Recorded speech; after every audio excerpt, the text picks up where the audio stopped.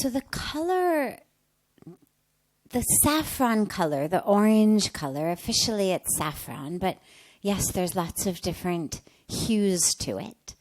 The color is the color of the sun as it sets and as it rises. If you look at sunset or you look at sunrise, that's the color of the sun. And what the teaching is that when you take sannyas, that your life becomes one in which you should be giving and giving and giving and serving and serving and serving like the sun. And the sun serves in 4 ways. Sun serves with no discrimination. So the sun doesn't shine more on, Hindus' farms than Muslims, or Jews than Christians, or white people than Africans. It doesn't matter. Whatever religion you may be, whatever color you may be, whatever race you may be, wherever you're from, the sun shines on all. No discrimination. And no hesitation. The sun never wakes up and says, oh God, I really don't feel like shining today. On the days that are cloudy days or days where we don't see the sun, it's not that the sun isn't shining. It's that clouds have come between us and the sun. Or even at the time of day, like now, it's dark out. It's evening in India. We get night. We go to sleep. But the sun is on. Pick up the phone and call people in California. Call people in America, even still call people in England and Europe. The sun is on.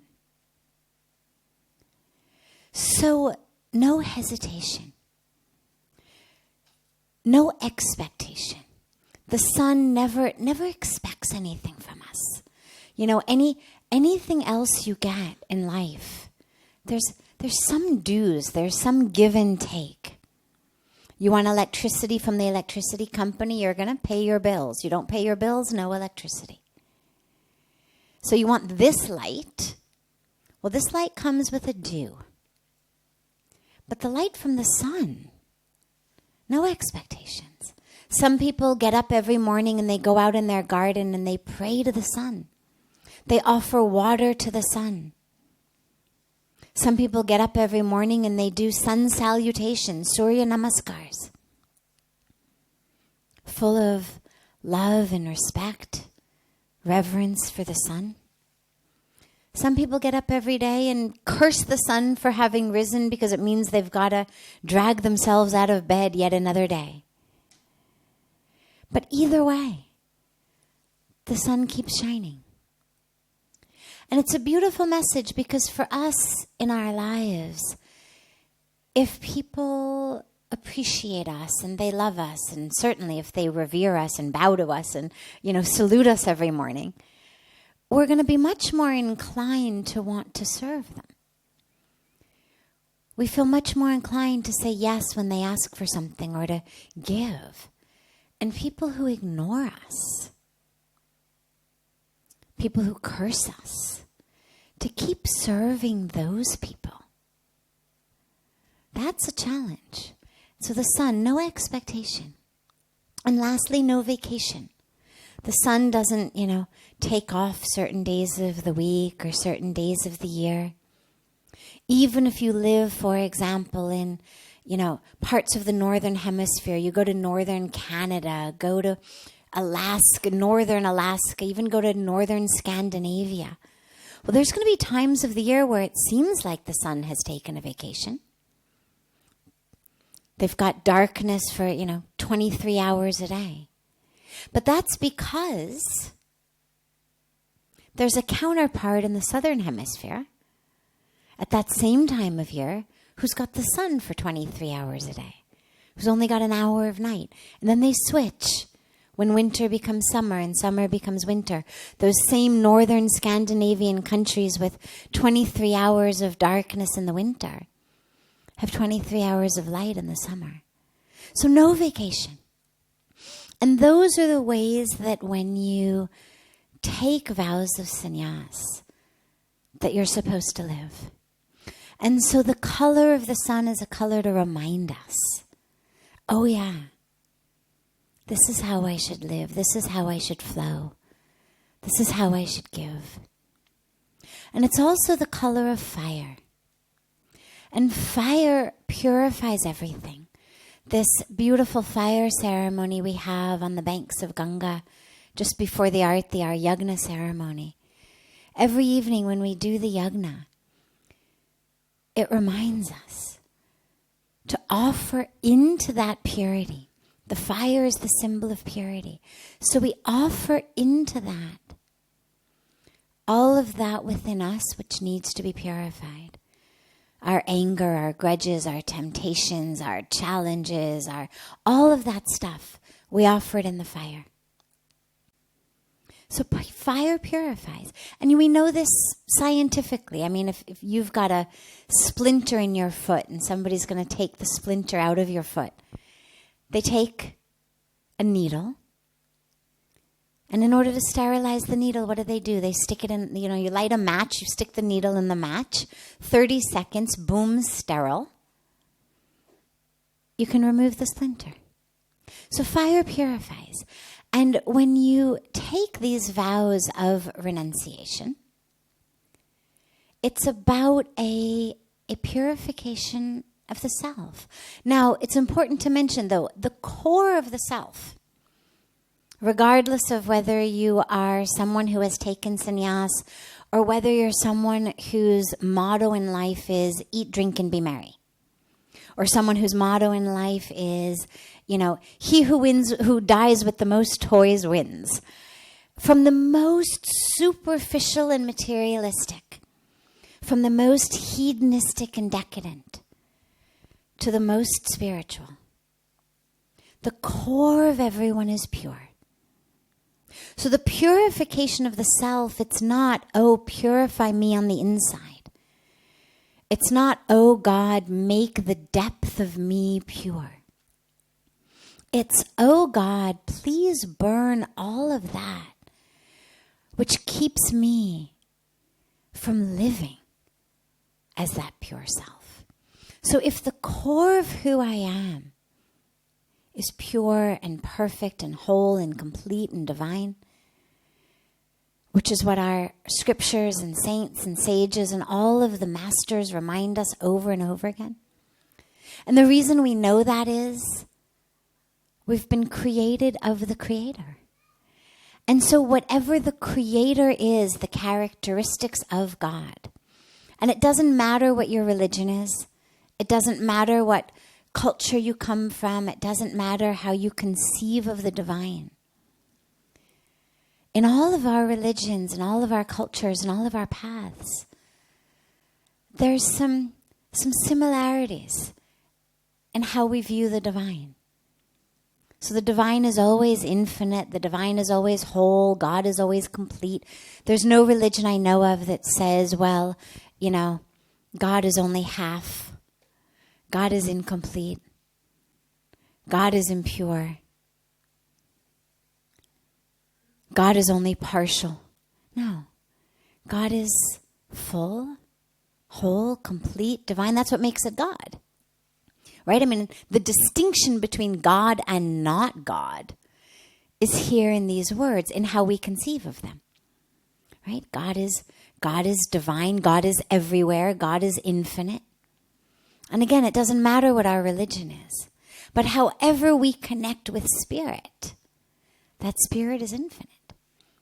And what Indian spiritual tradition reminds us is we've been created of that. That is the same fabric of which we have been made. And so that which makes up the divine, however we conceive of the divine, is what makes us up. So that same purity, that same divinity, that same wholeness, that's who we are. So what is it that needs to be purified then? It's that which blocks me from living as whole and complete. It's my identification with my anger and my grudges and my problems. I was betrayed.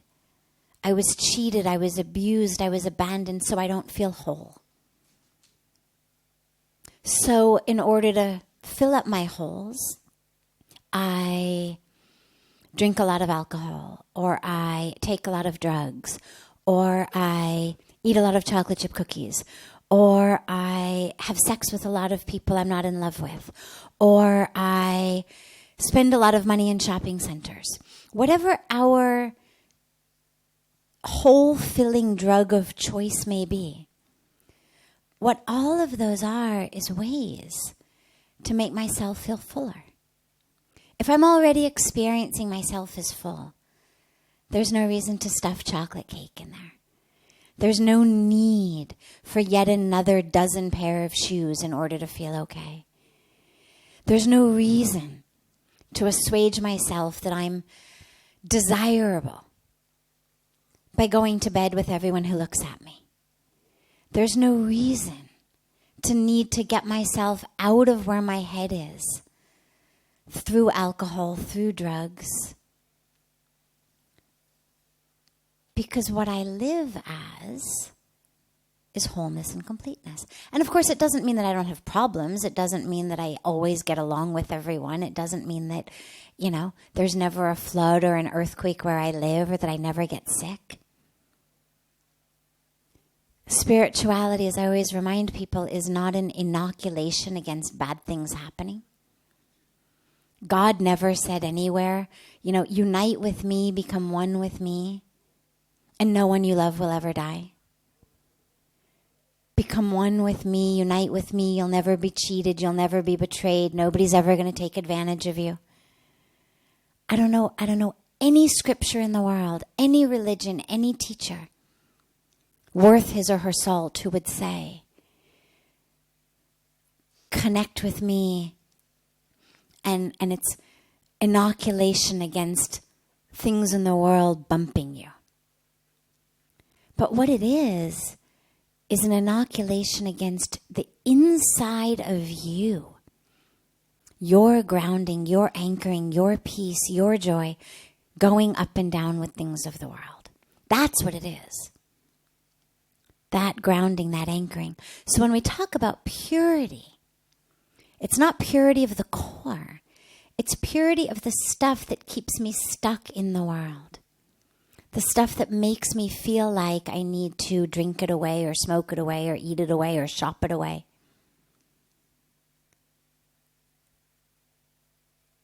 It's purification of the part of me that feels like if I just could own that or have this or look like that or get this guy out of my way, then I would be okay. If just that lady would stop this or let me be or give me the job I want, stop stealing my work, stop harassing me, stop being more beautiful than I am. Whatever it is that steals our peace, the purification is a purification of all of that, because all of that is not self. Right? So if the core of who I am is whole, complete, divine, pure, which we know again because that's what I've been created out of. I mean, if I take my sari and I cut it up into lots of little pieces, well, there's one thing you know about every single one of the little pieces. They're all going to be orange. They're all going to be this cotton synthetic blend of whatever my sari is made of. Because that's what I'm using to cut the pieces out of. So there's no way that I could cut a piece out of here that would end up being purple silk. I'm only going to get orange cotton synthetic blend. Different shapes, different sizes. But that's the cloth out of which I'm cutting it. And if we've all been created out of the cloth of divinity, wholeness, perfection, it's who we are. Now you could take the piece of orange cotton synthetic blend and you could dye it purple. You could put, stickers on it. But at the root, it still would be this color.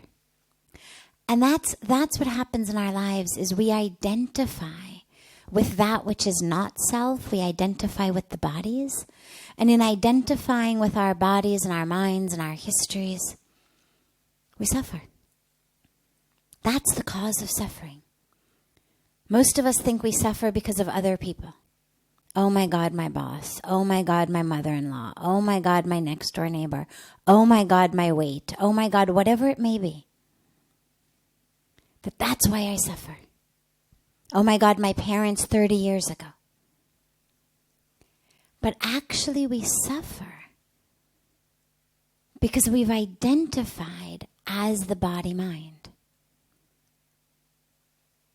And if I am the body-mind, then I need to grab things, I need to accumulate things, because that's how I get fuller. If this is me, well then the more things I can dump on top of myself, the bigger I am. The more I am, the more I have. Then clearly, the more I have, the more I am, if this is who I am. But if I'm not the body, if what I am is the soul and the spirit and the body is just my vehicle, then I don't need to keep dumping things on top of myself or inside myself. What someone else did 30 years ago to a different vehicle of the same soul, because this vehicle, this body, is changing every day. There's not a cell left on it that was here 8 or 9 years ago. Most of the body sloughs off and regenerates every few days, but go into the internal organs, our kidneys, our liver, those cells take 7, 8, 9 years. But if I'm going back beyond 7 or 8 or 9 years, if I'm holding grudges, if I'm holding on to anger and pain, then what I'm saying is someone did something, or something happened to a former vessel of the same soul that wasn't right, that shouldn't have happened. And I today, with free will, with full consciousness, I'm going to keep making sure it happens over and over and over again. By me holding on to my pain, by me holding on to the grudges, by me holding on to the anger, by holding on to the identity as the one who was abused, who was cheated, who was betrayed. That thing happened to a body. Not this body. Not this body. Not a cell of this body was there then. But it happened to a body. That doesn't make it any righter. It shouldn't have happened to anybody. But it's important to distinguish it wasn't this body. It was a former body of this soul. That which happened to it was wrong and hurt. Therefore, today, I'm going to keep making sure that I keep hurting. I mean, what kind of sense does that make? Somebody else hurt us, knowingly or unknowingly, willfully, unwillfully. That's over. But now we, consciously, with our free will, keep ripping the scar off the wound. We ensure that it can never heal. We keep literally pouring alcohol into it. It doesn't make any sense. But when we refuse to forgive, when we refuse to let go, when we hold on, that's exactly what we're doing. We are now the ones making ourselves miserable. We may blame them, but what they did, again, was done to a different body altogether. To someone else. Right now, it's me doing it. And so, when we identify as the the soul, the spirit, the self. That's the purity that we speak about. So the soul is pure, the self is pure, but the purity that we're going for in the fire ceremonies, the purity of fire that this color symbolizes, is living as the soul, as the spirit, not getting as the consciousness. Remembering we have a body, we have duties, we have jobs, we have families, we have relationships, we have all of those things. But not identifying as them, so that I don't lose my sense of self in anger, in greed, in lust, in competition, in aggression, in jealousy, in all of the stuff that are just different ways we suffer. So that's what the color means.